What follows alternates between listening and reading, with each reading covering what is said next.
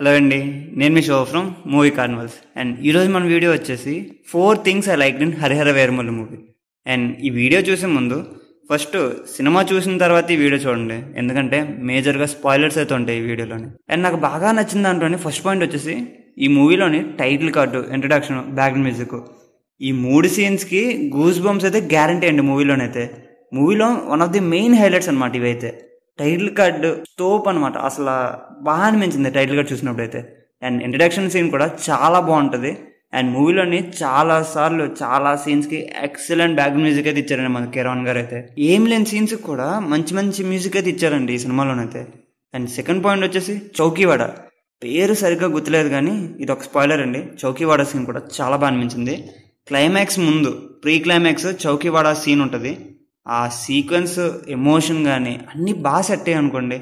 ఆ ఎపిసోడ్ గురించి ఎక్కడ మాట్లాడుకోవట్లేదు, నేను కూడా ఎక్కడ వినలేదు, కానీ చాలా బాగుంటుందండి ఆ సీన్ అయితే. అండ్ మూవీలోని వన్ ఆఫ్ ది హైలైట్ అనుకోండి ఈ చౌకీవాడ సీన్లోని, అదే ఆ ఫైట్లోని మన కళ్యాణ్ గారి లుక్స్ కూడా చాలా బాగుంటాయండి. అంత బాగా అనిపించింది నాకు ఆ సీన్ అయితే.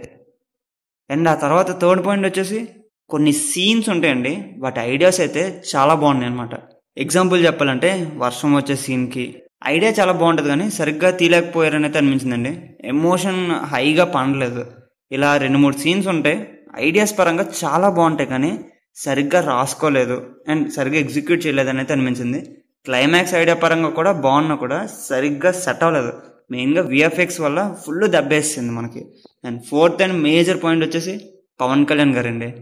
ఆయన వల్లే సినిమా చూడగలుగుతున్నాం. అండ్ స్క్రీన్ ప్రెజెన్స్ అలాగే బాగా కష్టపడ్డారండి మన కళ్యాణ్ గారు అయితే, అది క్లియర్గా తెలుస్తుంది, మెయిన్గా యాక్షన్ బ్లాక్స్లోనైతే. అండ్ ఈ మూవీలోని ఆయన లుక్స్ కూడా వేడి ఉన్నప్పుడు చాలా బాగుంటారండి.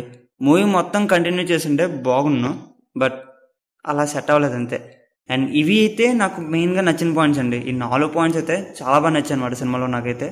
అండ్ మీకు ఇంకేవైనా సినిమాలో నచ్చినట్టయితే కింద కామెంట్ చేసేయండి. అండ్ ఇలాంటి మా కంటెంట్స్ మీకు నచ్చినట్టయితే ప్లీజ్ లైక్ చేయండి, షేర్ చేయండి. మా ఛానల్ని సబ్స్క్రైబ్ చేయడం అయితే అస్సలు మర్చిపోకండి.